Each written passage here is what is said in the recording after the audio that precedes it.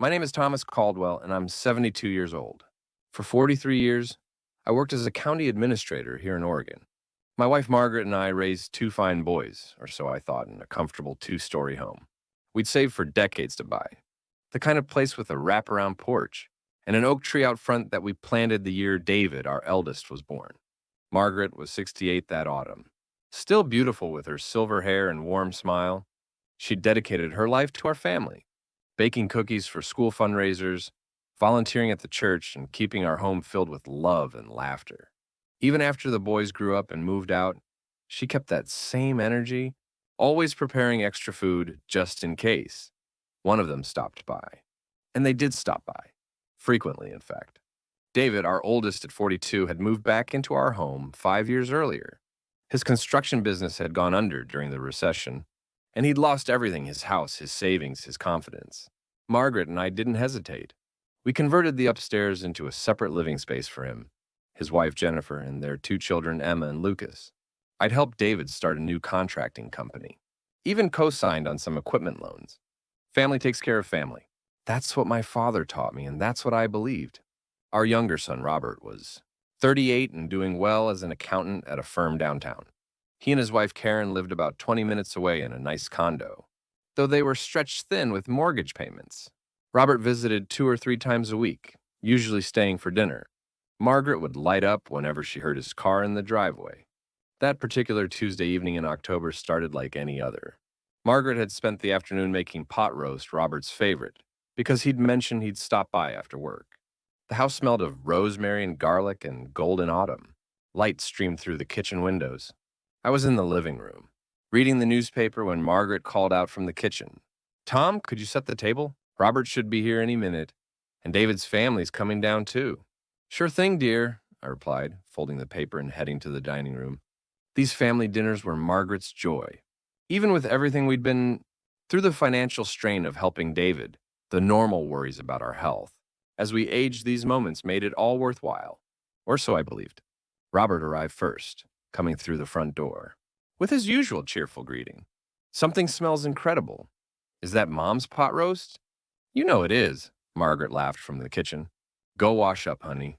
Soon David and his family came downstairs. The grandchildren rushed to hug me, and I felt that familiar warmth in my chest. This was what I'd worked for all those years: family gathered around our table, safe and loved under our roof. We were just about to sit down to dinner when it happened. Margaret had been carrying the serving bowl of mashed potatoes to the table. I saw her pause, one hand reaching for the edge of the counter. Her face went pale. "Margaret!" I called out, alarmed. "I feel strange," she managed to say, her voice barely a whisper. Then she collapsed. The bowl shattered on the floor, white porcelain and mashed potatoes everywhere. Jennifer screamed. David was already on his phone calling 911. I rushed to Margaret's side, cradling her head in my lap. "Stay with me, sweetheart," I pleaded, my hands shaking as I touched her face. Her skin was clammy, her lips turning blue. "Stay with me." The ambulance arrived within 10 minutes, though it felt like an eternity. The paramedics worked quickly, asking questions I could barely answer. What medications was she on? Any history of heart problems? When did she last eat? I rode with her in the ambulance, never letting go of her hand. Behind us, the boys followed in their cars. The siren wailed as we raced through the darkening streets, and all I could think was, please God, don't take her from me. Not yet. Not like this. At the hospital, they rushed her into the emergency room. A doctor came out an hour later, his expression grave. "Mr. Caldwell, your wife has suffered a severe cerebral hemorrhage. She's in critical condition.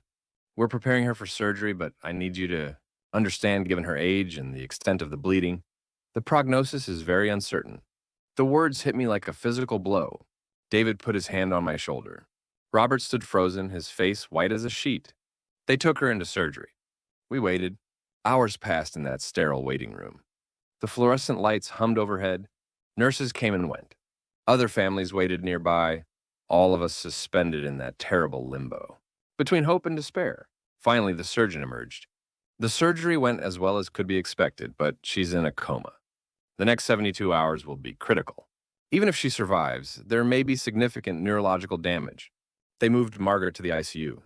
Through the glass window, I could see her, surrounded by machines, tubes running everywhere, monitors beeping steadily. She looked so small in that bed, so fragile. This woman who had been my partner for over 40 years, who had raised our sons with such devotion, who had never asked for anything for herself. I couldn't leave her side. The boys and their wives took the grandchildren home that first night. But David stayed with me. We sat in uncomfortable chairs outside the ICU, mostly in silence. What was there to say? We could only wait and pray. Around midnight, David dozed off. I stood at the window watching Margaret's chest rise and fall with the help of the ventilator. I made bargains with God, with fate, with anyone who might be listening. Take me instead. Give her more time. Please. The next morning, Robert arrived early, with coffee and breakfast sandwiches that none of us felt like eating. The doctors did their rounds, checking Margaret's vitals, adjusting medications. No change, they said. It's too early to tell, they said. We need to wait, they said. So we waited. Jennifer and Karen, our daughters-in-law, arrived around noon. They'd been so good about visiting Margaret before this, always cheerful and helpful. Now they spoke in hushed, concerned tones, asking if there was anything they could do. I thanked them but said no. What could anyone do? That afternoon I decided I needed coffee, real coffee. Not the terrible stuff from the machine down the hall. I needed to move, to think, to escape the suffocating atmosphere of the ICU, waiting area for just a few minutes. I'm going down to the cafe on the first floor, I told David. I'll be back in 15 minutes. The hospital cafe was busy with the lunch crowd, but I managed to get my coffee and find a seat by the window.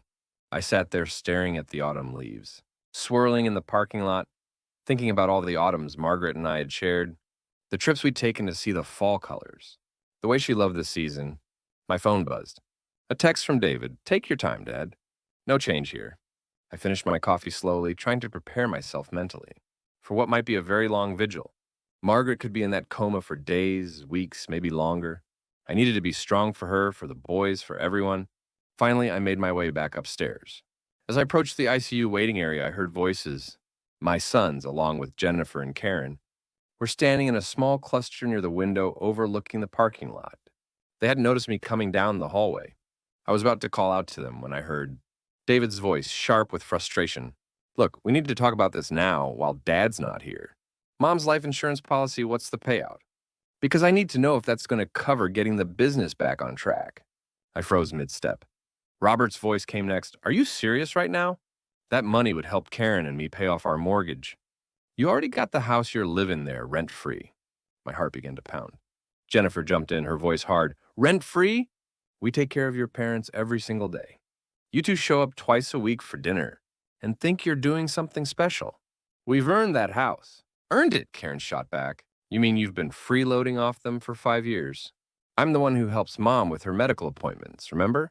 I stood there in the hallway, my coffee cup trembling in my hand. This couldn't be happening.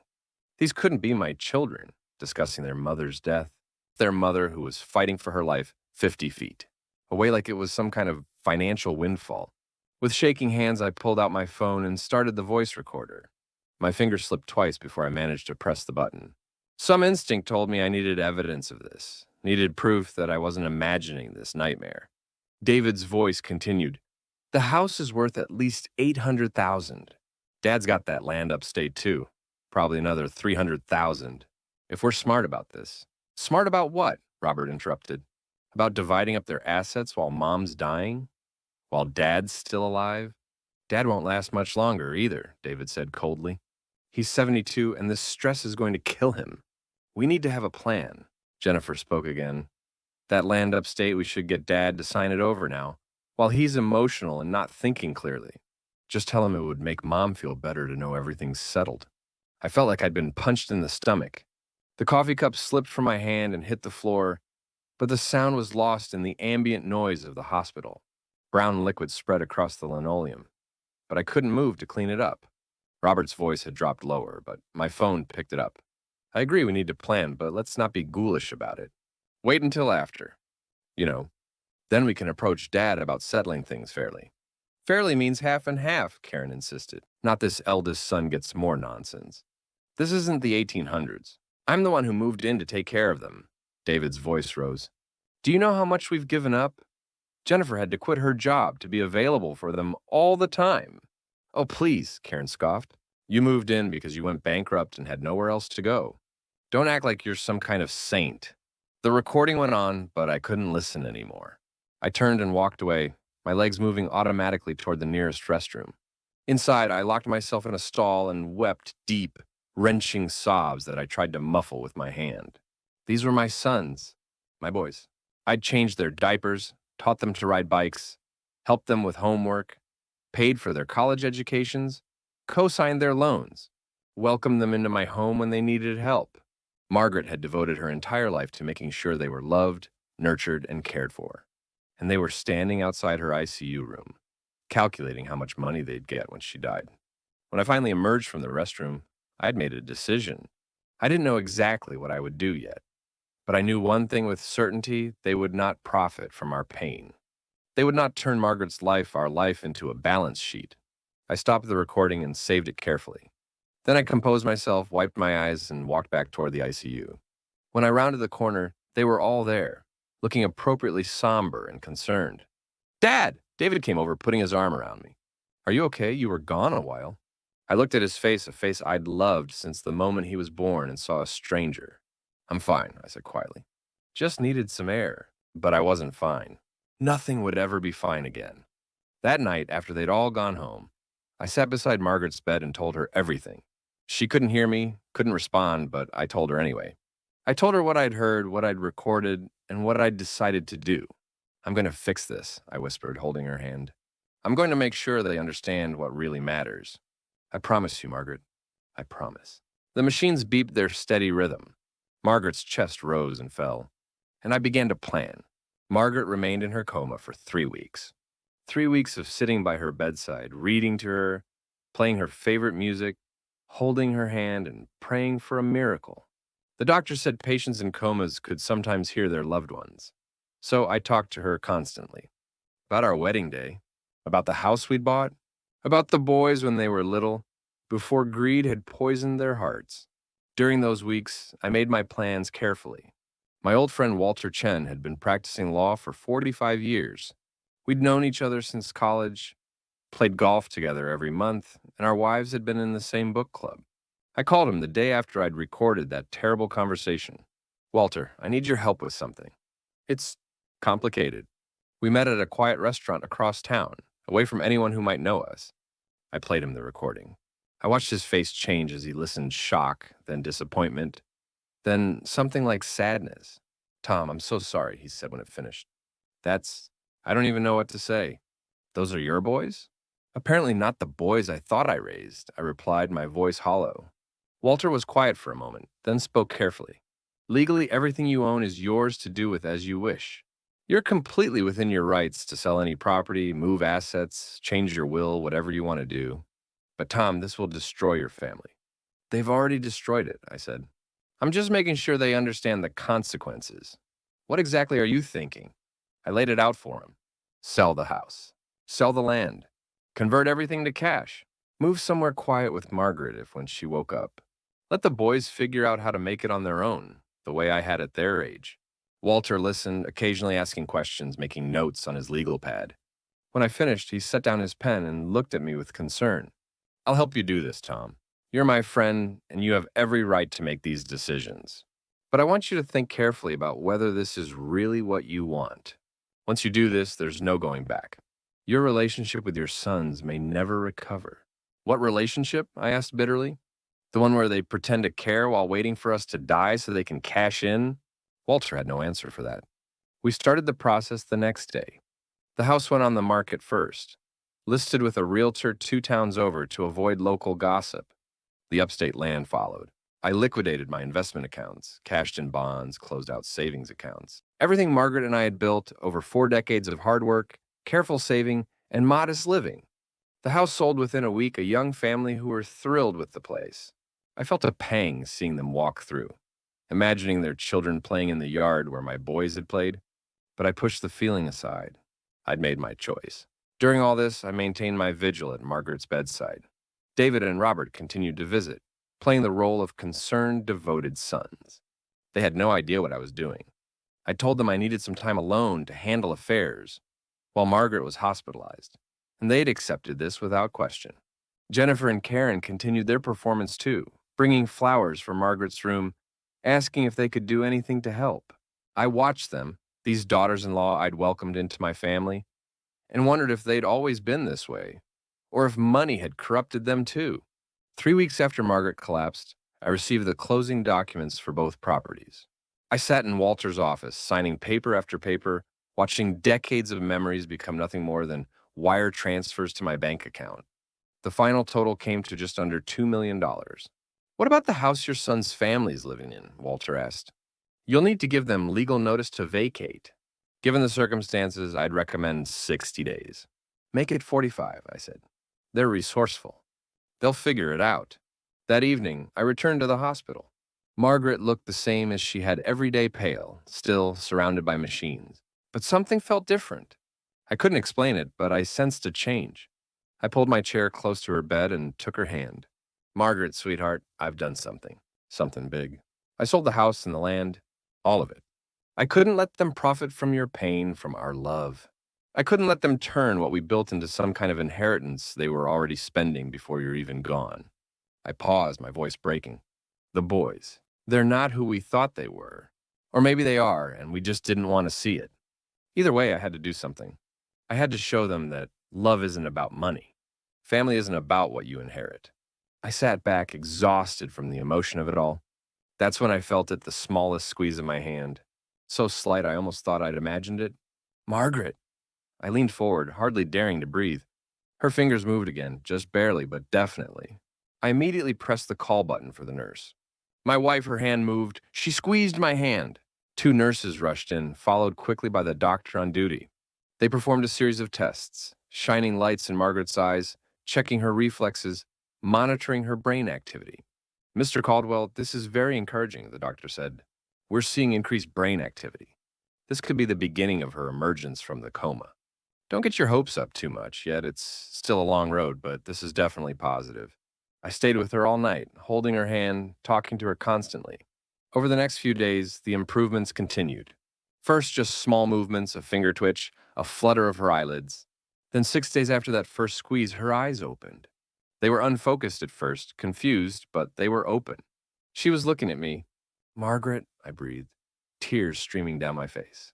Can you hear me? Squeeze my hand if you can hear me. She did.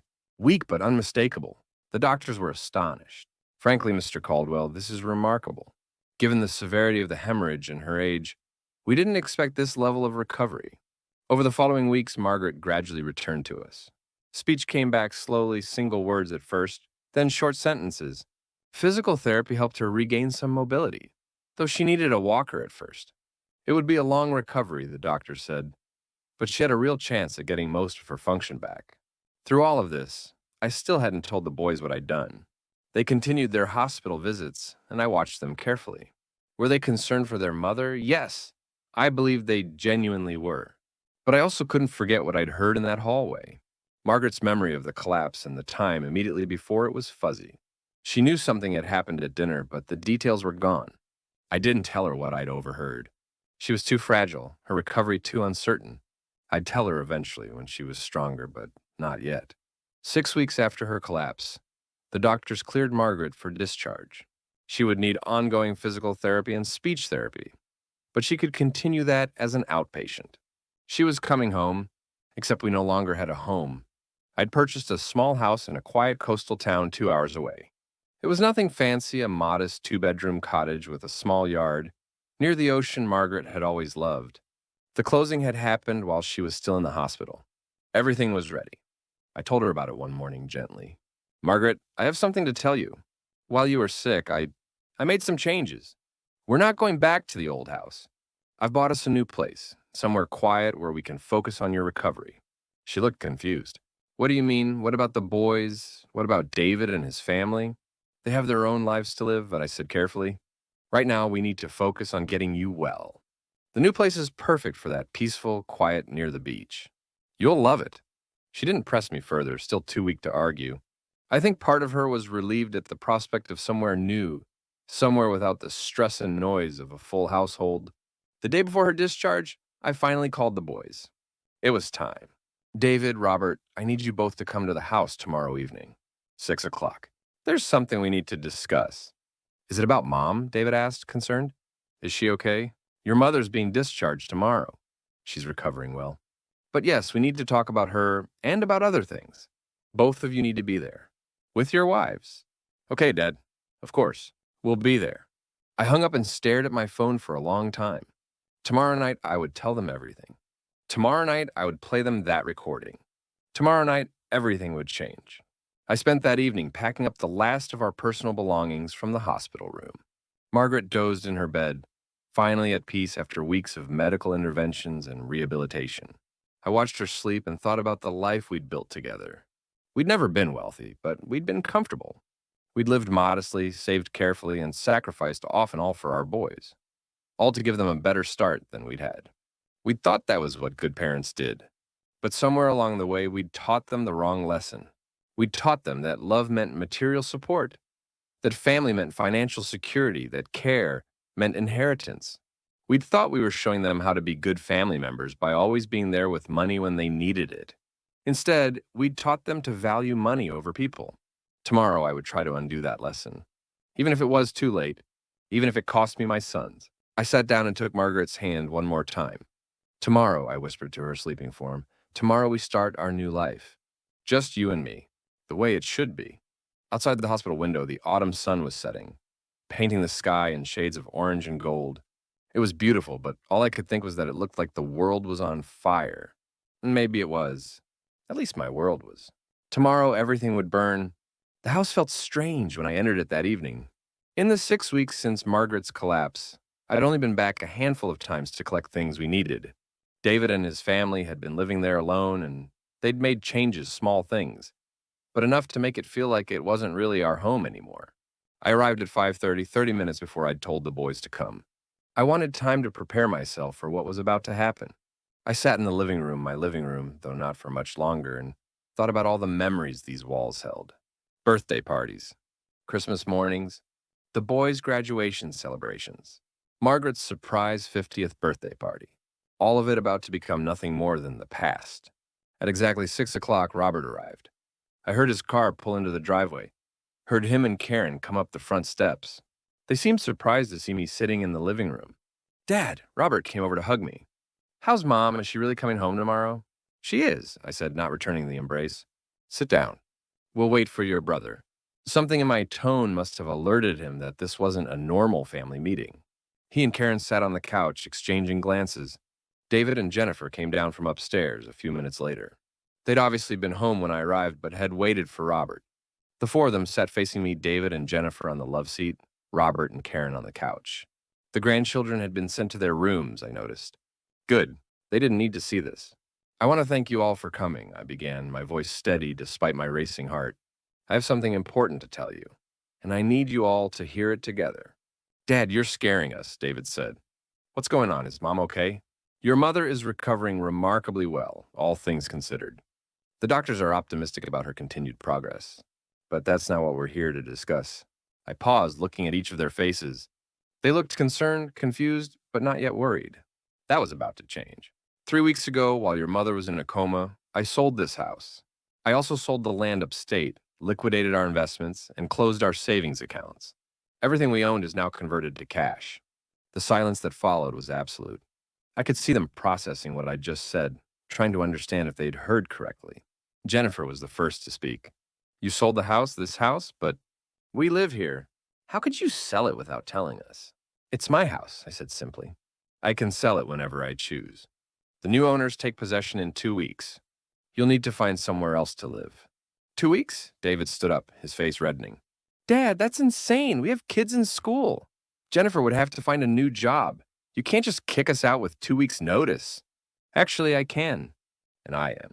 Robert had gone pale. Dad, what's going on? Why would you do this? Are you having financial problems?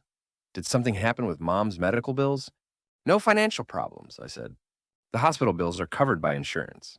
This is about something else entirely. I pulled out my phone and connected it to the Bluetooth speaker I'd brought with me, one of the few pieces of technology I'd learned to use in recent years. My hands were steady as I queued up the recording. Before I explain further, I want you all to listen to something. This is a recording I made 6 weeks ago at the hospital, the day after your mother collapsed. I pressed play. Their voices filled the room. David talking about the life insurance payout. Robert discussing the value of the house and land.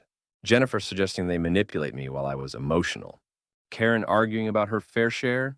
All of them discussing my death like it was an upcoming sale at the department store. I watched their faces as they listened. The color drained from David's cheeks. Jennifer's hands flew to her mouth. Robert closed his eyes and Karen started to cry silently. When the recording ended, nobody spoke for a long moment. David started. Let me finish, I cut him off. I'm 72 years old. Your mother is 68. We've spent our entire adult lives working hard, saving carefully, and providing for you. When you needed help, we gave it without hesitation. When you lost your business, David, we opened our home to you and your family. When you needed co-signers for loans, I risked my own credit to help you. We thought that's what families did. My voice remained calm, but I could feel the emotion building behind it. Your mother dedicated her life to you boys. She sacrificed her own dreams, her own ambitions, to make sure you had everything you needed. She worried about you constantly, prayed for you daily, and loved you with every fiber of her being. And while she lay in a coma, fighting for her life, you stood outside her ICU room and discussed how to divide up our money. You talked about my death like you were discussing the weather. You strategized about how to manipulate me into signing over property while I was emotional. Jennifer was openly crying now. Robert had his head in his hands. David just stared at me, his face a mixture of shame and disbelief. Dad, we didn't mean, Robert tried. Didn't mean what? I asked, my voice finally rising. Didn't mean for me to hear it? Because you certainly meant every word you said. I have it recorded. Would you like me to play it again? No, David said quietly. Please no. I took a deep breath, forcing myself back to calm. So I made a decision. If all we were to you was a source of future inheritance, then I would remove that from the equation. The house is sold. The land is sold. The money is no longer yours to anticipate. Your mother and I are moving to a small house on the coast. It's a quiet place where she can recover without stress. We'll live there for whatever time we have left, and we'll live simply on my pension and Social Security. When we die, whatever's left will go to charity. Neither of you will inherit a single dollar from us. Dad, please, David stood up again. Let me explain. We were just talking. We didn't mean any of it. We were stressed and scared. Stressed about what? I demanded. About your mother potentially dying or about whether you'd get your share of the money? He had no answer. Here's what's going to happen, I continued. You have 2 weeks to find new housing and move out. I've already arranged for a moving company to pack and store our personal belongings. Anything you've added to the house, you can take with you. But you're leaving in 14 days, and that's not negotiable. What about the grandkids? Jennifer asked through her tears. You're really going to do this to your grandchildren? What about them? I asked. They'll live wherever you decide to live. You'll provide for them the way parents are supposed to provide for their children through hard work and sacrifice. Just like Margaret and I did for you. I can't believe this, Robert said, his voice shaking. I can't believe you're destroying our family over one stupid conversation. I'm not destroying our family, Robert. You already did that. I'm just responding to what you showed me about your priorities. Karen spoke up for the first time, her voice small. Can we see Mom before you move? Can we at least say goodbye? I looked at her for a long moment. Your mother doesn't know about any of this yet. She's too fragile right now to hear what you said about her. When she's stronger, I'll tell her everything. At that point, it will be up to her whether she wants to see you. You're going to tell her? David looked horrified. Dad, that could set back her recovery. The stress could what? I interrupted. Could make her realize that her sons aren't who she thought they were? That they reduced her life and her love to dollar amounts? Yes, it might hurt her, but she deserves to know the truth. She deserves to decide for herself whether she wants people like you in her life. I stood up, signaling that the meeting was over. That's all I have to say. The paperwork for your eviction is on the kitchen counter. If you have questions, direct them to my attorney, Walter Chen. His card is with the papers. Don't call me. Don't come to the hospital. Don't try to see your mother until I say otherwise. Dad, wait. Robert stood up, reaching for me. No, I stepped back. I raised you better than this. We gave you everything we had, and this is how you repaid us. There's nothing more to say. I walked out of my house for the last time, leaving them sitting there in the living room. I didn't look back. In my car, I sat for a moment, hands gripping the steering wheel, my whole body trembling with the aftermath of adrenaline and emotion. Through the window, I could see them inside David with his head in his hands, Jennifer crying, Robert and Karen talking urgently to each other. I felt no satisfaction in what I'd done. only a deep, aching sadness that it had been necessary. I drove back to the hospital where Margaret was waiting. She was awake when I arrived, sitting up in bed and working with a crossword puzzle, a good sign that her cognitive functions were continuing to improve. "Tom," she smiled when she saw me. "How did it go? Did you see the boys?" "I did," I said, sitting in the chair beside her bed and taking her hand. "They send their love." It was a lie, but not one I was ready to correct. Not yet. She was too fragile, too newly returned to us. There would be time later to tell her everything, to let her hear that recording and make her own decisions about our sons. For now, I just wanted to sit with my wife, hold her hand, and be grateful that she was still here. "Tom," she said softly, "is everything all right? You seem different." I thought about that question. Was everything all right? No, nothing was all right. Our family had fractured. Our sons had revealed themselves to be mercenary and cold. The life we'd built was dissolving around us. But Margaret was alive. She was recovering. And tomorrow we would begin a new chapter, just the two of us, in a little house by the sea. "Everything's fine," I told her, squeezing her hand gently. "Everything's going to be fine. I promise." She smiled, trusting me the way she'd trusted me for 43 years of marriage, and closed her eyes to rest. I sat there in the darkening room, listening to the beep of monitors and the hushed sounds of the hospital, and wondered if I'd done the right thing. There was no way to know. I'd acted out of pain and betrayal, but also out of a desire to teach a lesson that perhaps should have been taught years ago. Love isn't transactional. Family isn't a business arrangement. Some things matter more than money. I just hoped that someday, somehow, my sons would understand that. We moved to the coastal cottage on a gray Thursday morning in November. Margaret was stronger now, able to walk with just a cane instead of the walker. The speech therapist said her progress was remarkable, though she still struggled with certain words when she was tired. The cottage was everything I'd hoped it would be. Small, yes, but cozy. The bedroom had large windows overlooking a garden that would be beautiful come spring. The kitchen was compact but functional. And best of all, we could hear the ocean from the back porch, that constant, soothing rhythm of waves that Margaret had always loved. "Oh, Tom," she said when we arrived, tears in her eyes, "it's perfect." I'd hired movers to bring our essential belongings, our bed, her favorite chair, the photo albums, my books. Everything else I'd either sold or put in storage. We were starting fresh, with only what we truly needed. That first week was quiet, peaceful. We fell into a gentle routine. I'd make breakfast while Margaret did her morning exercises. We'd take short walks on the beach, going a little farther each day as her strength returned. In the afternoons, she'd rest while I worked in the garden, preparing it for spring planting. Evenings, we'd sit on the porch with tea, watching the sunset paint the sky. It was the life we'd always said we'd have someday when we retire. We just arrived at it differently than planned. Margaret asked about the boys, of course. "Have they called? Do they know our new address?" "They've been busy," I'd say. "You know how it is. Work, kids, everything going on." She'd nod, accepting this, but I could see the hurt in her eyes. She missed them. She missed her grandchildren. And every day I didn't tell her the truth, I felt the weight of that secret grow heavier. I knew I had to tell her eventually. She deserved to know. But every time I thought about playing that recording for her, I remembered how fragile she still was, how close we'd come to losing her. What if the shock caused another hemorrhage? What if the stress of knowing what our sons had said and done set back her recovery? So I waited. And with each day that passed, the secret felt more impossible to tell. 3 weeks after we moved in, I was in the garden when I heard a crash from inside the house. I dropped my trowel and ran inside, my heart pounding, terrified that Margaret had fallen or worse. I found her in my study, a small room I'd been using as an office, standing frozen with papers scattered at her feet. Her face was pale, and in her trembling hand was my phone. My phone, where I'd saved the recording. "Margaret," I said carefully, approaching her like she was a frightened animal. She looked up at me, and I saw that she was crying. "I was looking for the phone book," she said, her voice barely a whisper. "I wanted to call the boys, surprise them. Your phone was on the desk, and it was unlocked, and I saw a file labeled hospital recording." My stomach dropped. "Margaret," I listened to it, Tom. I heard everything. Her legs seemed to give out, and she sank into the desk chair. "Our boys, our babies.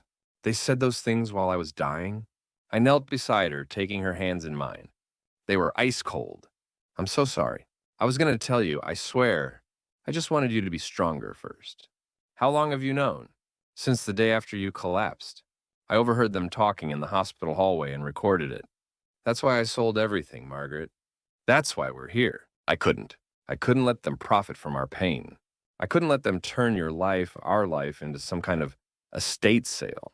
She was quiet for a long time, staring at the papers on the floor. They were the property sale documents, more evidence of what I'd done, more secrets revealed. You sold our house, she said finally. It wasn't a question. Yes. The land upstate, too. Yes. And you didn't tell me any of this. I was trying to protect you. She looked at me then, really looked at me, and I saw anger flash in her eyes, the first real anger I'd seen from her since she'd woken up.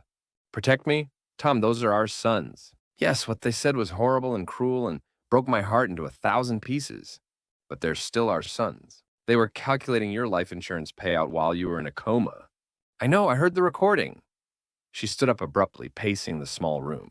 Do you think that doesn't hurt? Do you think I don't feel sick knowing that's what they were thinking? But, Tom, you can't just cut them out of our lives without even telling me. Without giving me a choice. I stood too, my own anger rising. What choice should I have given you? The choice to forgive them immediately? To pretend it didn't happen? To keep funding their lives while they waited for us to die? The choice to be part of the decision, she shouted, then pressed her hand to her head, wincing. The doctors had warned that stress could trigger headaches. I immediately softened. Margaret, please, sit down. Let me get you some water. She sank back into the chair, and I hurried to the kitchen, my hands shaking as I filled a glass. When I returned, she was reading through the property documents with tears streaming down her face. $2 million, she read aloud. Everything we built, gone. Not gone. Converted. Put somewhere safe where they can't inherit it, she finished. I understand what you did, Tom. And part of me is glad you did it. But you should have told me. Even if I was sick, even if it might have set back my recovery. This was my decision to make too. She was right, and I knew it. In my anger and pain, I'd made unilateral decisions that affected both of us. I'd thought I was protecting her, but really I'd been protecting myself from having to face her pain on top of my own. I'm sorry, Aunt, I said quietly, sitting down across from her. You're absolutely right. I should have told you. I should have waited until you could be part of the decision. I was just so angry and so hurt, and I didn't want you to have to feel that too. Margaret was quiet for a long moment, still looking at the papers. Then she said something I didn't expect. Do they know? The boys. Do they know that I know? No. I haven't spoken to them since I told them about selling the house. That was the night before you were discharged. I told them not to contact us, that when you were stronger, you could decide if you wanted to see them. And have they tried to contact us? I hesitated. I blocked their numbers on my phone. So I don't know. She looked at me with such sadness. Tom, I know. I handled this all wrong. But Margaret, if you'd heard them in that hallway, if you'd felt what I felt hearing our sons talk about us like we were nothing but— I did hear it, she interrupted. Just now, on that recording. And it broke my heart, Tom. It absolutely shattered me. But they're still our sons. Maybe we failed them somehow. Maybe we taught them the wrong lessons about money and family. But cutting them off entirely, selling everything without even giving them a chance to apologize or make it right. She trailed off, dabbing at her eyes with a tissue. I waited, letting her gather her thoughts. I want to write them a letter, she said finally. Both of them. I want them to know that I know what they said, and I want them to know how much it hurt me. But I also want them to know that I love them. That I'll always love them, even if I can't understand what they did. Margaret, please, Tom, let me do this. You've made your choices, and I understand them, even if I don't fully agree with them. But let me make mine. What could I say to that? She was right. She deserved to make her own choices, to handle this in her own way. All right, I agreed. Write your letters. I'll mail them for you. Over the next 2 days, Margaret worked on those letters. I'd find her at the kitchen table, writing and rewriting, tears staining the pages. Sometimes I'd hear her crying in the bedroom. But she never asked me to read what she'd written, and I didn't ask to see it. When she was finally done, she sealed the envelopes and handed them to me. Please send these, she said. And Tom, maybe you should think about writing something too. Not to forgive them right away, but to at least leave the door open. Eventually. I took the letters but said nothing. I wasn't ready for that. Maybe I never would be. I mailed the letters the next day. Then we waited. 3 days later, my phone rang from an unknown number. I almost didn't answer, but something made me pick up. Dad? It was David's voice, thick with emotion. Dad, please don't hang up. I should have. I told myself I would. But hearing his voice, I found I couldn't. I'm listening, I said, my voice cold. We got Mom's letters. Dad, I don't even know what to say. I'm so ashamed. We're so ashamed. What we said that day, it was unconscionable. There's no excuse for it. No, there isn't, I agreed. Robert and we've talked every day since you played us that recording. We can't stop thinking about it, about how we sounded, what we became. Dad, we were wrong. So completely, terribly wrong. I wanted to hang up. I wanted to maintain my anger, my righteous indignation. But there was something in his voice, genuine remorse, real pain, that made me keep listening. Dad, can we see you? Can we see Mom? Please. We want to apologize in person. We want to try to make this right if that's even possible. I looked through the doorway to where Margaret sat in her chair, reading. She looked up, meeting my eyes, and I saw hope there. Hope that maybe, just maybe, our family could be repaired. I'll talk to your mother, I said finally. If she wants to see you, I'll call you back. But David, if you come here, if we allow this, it's not going to be easy. You can't just apologize and expect everything to go back to the way it was. I know, Dad. We want a chance. That's all. After I hung up, I sat down with Margaret and told her about the call. What do you want to do? I asked. She was quiet for a moment, then said, I want to see my boys. So I called David back and gave him our address. He and Robert would drive up that weekend. As I hung up the phone, I felt a mix of emotions I couldn't quite name. Anger, yes. Hurt, definitely. But also, buried deep beneath all that, a tiny seed of hope that maybe, just maybe, something good could still come from this disaster. Margaret took my hand. Thank you, she said softly. We'll see, I replied. We'll see if they really understand what they did. That weekend would be the test. And I honestly didn't know if we'd pass it or fail. Saturday arrived gray and drizzly, matching my mood perfectly. I'd been up since 5, unable to sleep, alternating between anger at myself for agreeing to this meeting and anxiety about what would happen. Margaret, surprisingly, seemed calm. She'd spent Friday cleaning the house, even though I told her not to overexert herself, making cookies, even though I pointed out that our sons didn't deserve her baking. But she insisted, and I'd learned over 43 years of marriage that when Margaret insisted, it was easier to just let her do what she wanted. They're still our boys, she'd said, mixing dough at the kitchen counter. No matter what they said, no matter what they did, they're still our sons, and I'm still their mother. I didn't have that kind of grace. I wasn't sure I ever would. David and Robert were due to arrive at 2 o'clock. At 1:30, I was pacing the living room like a caged animal. Margaret sat in her chair, her hands folded in her lap, looking more nervous than she'd let on earlier. What if they haven't really changed? I said, voicing my biggest fear.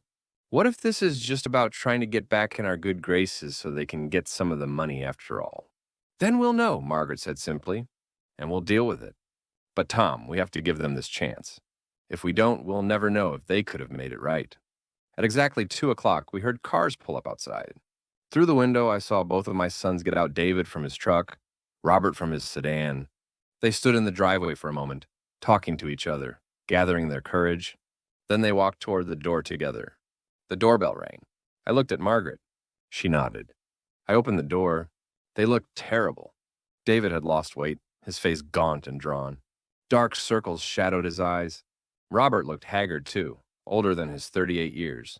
Neither of them met my eyes at first. Come in, I said, my voice neutral.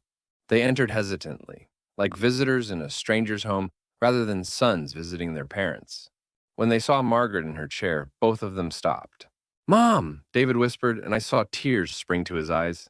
Margaret stood up slowly, leaning on her cane. For a long moment, nobody moved. Then she opened her arms, and both my sons went to her, kneeling beside her chair, all 3 of them crying. I stood apart, watching this reunion, my own eyes burning. Part of me wanted to join them, to forgive and forget and pretend none of this had ever happened. But another part, the part that had heard that recording, that had witnessed their casual cruelty, held me back. After a few minutes, Margaret gently pushed them away. Sit down, boys. We need to talk. David and Robert sat on the couch, and I took the chair next to Margaret. The coffee table between us felt like a chasm. First, Margaret said, her voice steady despite the tears on her cheeks, I want you to know that I heard the recording. I know what you said outside my hospital room that day. I know what you were thinking and planning while I was fighting for my life. Both of them looked down, shame written across their faces. There's nothing we can say that would excuse it, David said quietly. What we did was unforgivable. We were so caught up in stress and fear about our own situations that we lost sight of what really mattered.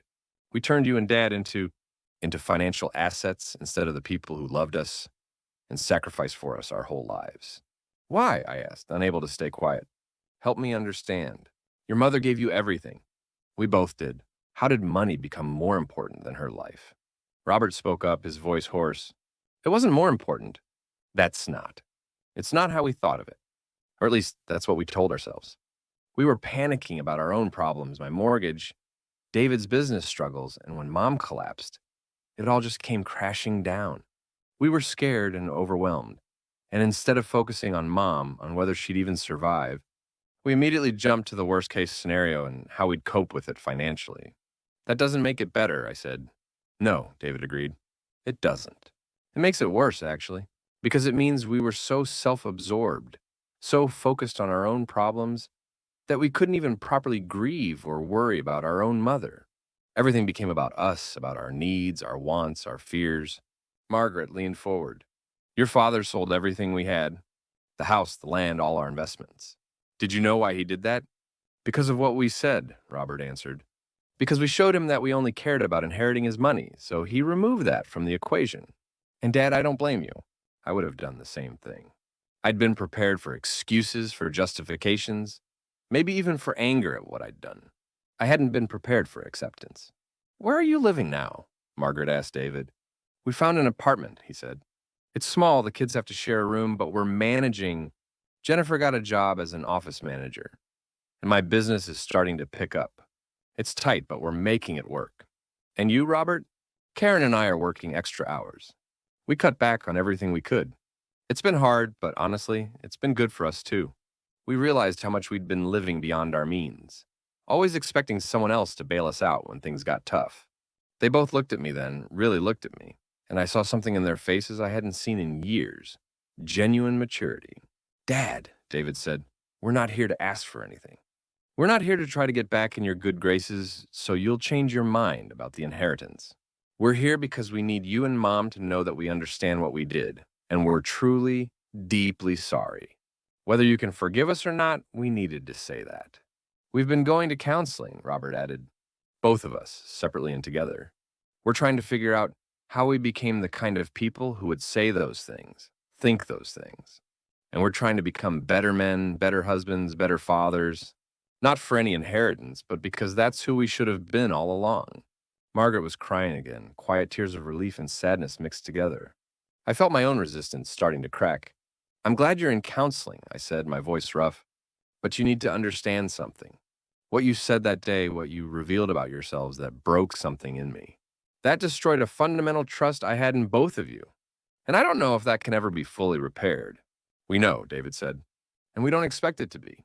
We just hope that maybe over time we can show you that we're not the people we were that day, that we can be the sons you raised us to be, the sons you deserved to have.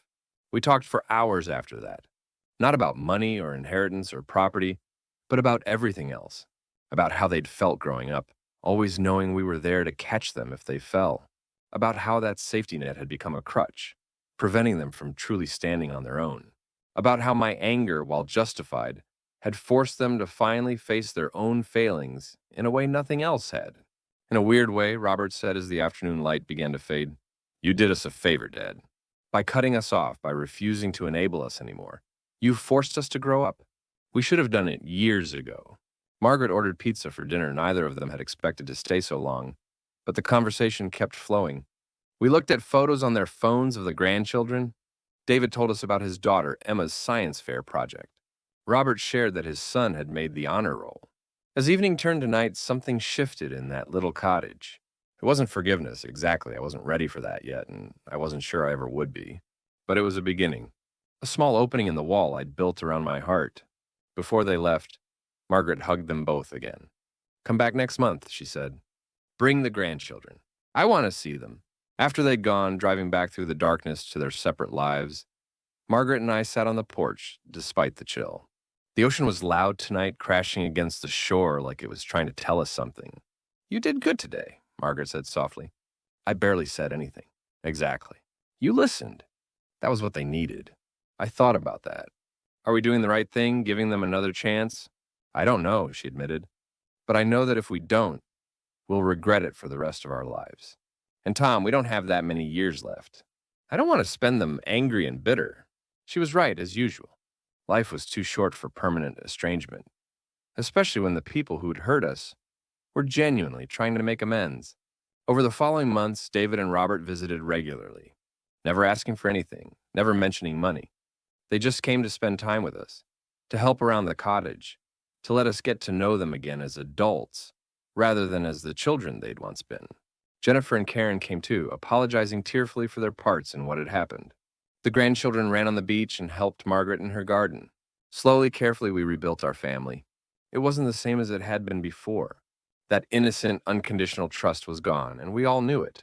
But what we built in its place was perhaps more honest. We loved each other, but we no longer enabled each other. We supported each other, but we also held each other accountable. One year after Margaret collapsed, we all gathered at the cottage for Thanksgiving. The house was packed, kids running everywhere. Too much food on the table, noise and laughter filling every room. After dinner, David asked if he could say something. We all gathered in the living room, and he stood up, Robert beside him. Mom, Dad, David began, his voice emotional. A year ago, we almost lost you, Mom. And in the aftermath of that, we lost ourselves. We became people we're not proud of, people who valued money over the human beings who'd given us everything. Robert continued, what Dad did selling everything, cutting us off, it was hard. It was painful, but it was also the wake-up call we desperately needed. For the first time in our lives, we had to stand on our own feet and figure out who we were without your safety net beneath us. And you know what we discovered? David said. We discovered that we're stronger than we thought, that we can provide for our families without relying on you, that our worth isn't tied to what we'll inherit someday. So we wanted to thank you, Robert said, looking at me. Thank you, Dad, for loving us enough to let us fall, for teaching us the lesson we should have learned decades ago. I couldn't speak. My throat was too tight, my eyes too full of tears. Margaret stood up slowly. She no longer needed the cane and put her arms round both our sons. You're good men, she said. You made mistakes, but you learned from them. That's all any parent can ask for. As I watched my family, 3 generations gathered in this little cottage by the sea, I realized that Margaret had been right all along. We had to give them another chance. Not because they deserved it necessarily, but because that's what families do. They fail each other, hurt each other, disappoint each other, and then, if they're lucky, they find their way back. Later that night, after everyone had left and the house was quiet again, Margaret and I sat on the porch one more time. Do you have any regrets? She asked me. I thought about that question carefully. Did I regret what I'd heard that day in the hospital? Of course. Did I regret selling everything? No, I realized. Because that decision had forced a reckoning that needed to happen. No major regrets, I said finally. Though I wish I'd included you in the decision-making from the beginning. I forgave you for that months ago, she said, squeezing my hand. You were protecting me the only way you knew how. What about you? I asked. Any regrets? She was quiet for a long moment, looking out at the ocean. Only one, she said softly. I regret that it took me almost dying for our family to learn what really matters. I wish we'd taught them better when they were young. But Tom, we can't change the past. We can only shape the future. And what kind of future do you see? I asked. She smiled, that beautiful smile that had captured my heart over 4 decades ago. I see our boys continuing to grow into men we can be proud of. I see our grandchildren learning different lessons than their parents did. I see us growing old together in this little house, watching the ocean and counting our blessings. That sounds like a good future, I said. It is, she agreed, because we're together. In the end, that's all that really matters. Not money, not houses, not inheritance. Just love and family and second chances. As we sat there in the darkness, listening to the eternal rhythm of the waves, I realized she was absolutely right. We'd lost almost everything, our home, our savings, our sense of security, but we'd gained something more valuable, truth. Honesty, a relationship with our sons based on who they really were, rather than who we'd hoped they'd be. And maybe, just maybe, that was worth all the pain we'd endured to get here. I looked at Margaret, her profile silvered by moonlight, and felt a surge of gratitude that she'd survived, that we'd been given this second chapter together. However many years we had left, we'd spend them here, in this cottage by the sea, surrounded by family who'd learned the hard way what truly matters. I love you, I told her. I love you too, she replied, leaning her head on my shoulder. Always have, always will. And that, in the end, was the only inheritance worth leaving behind.